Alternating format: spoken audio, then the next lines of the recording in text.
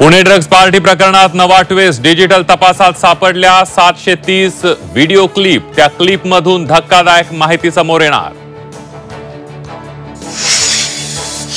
शिवसेनेचा बाप मीच या विधानावरून अखेर परिणय फुकेंची दिलगिरी। वक्तव्याचा विपर्यास केल्याचा परिणय फुकेंचा दावा। एकनाथ शिंदेंच्या बालेकिल्ल्यांना सुरुंग लावा। उद्धव ठाकरेंचे आढावा बैठकीत पदाधिकाऱ्यांना आदेश।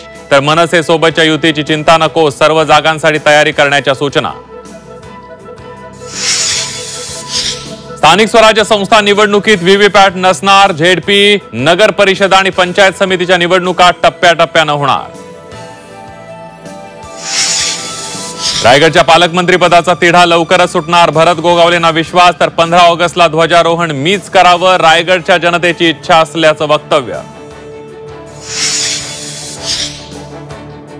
महादेवीला परत आणण्यासाठी राज्य सरकार सकारात्मक। सरकार नांदणी मठासोबत असल्याची बैठकीत मुख्यमंत्री फडणवीसांची ग्वाही।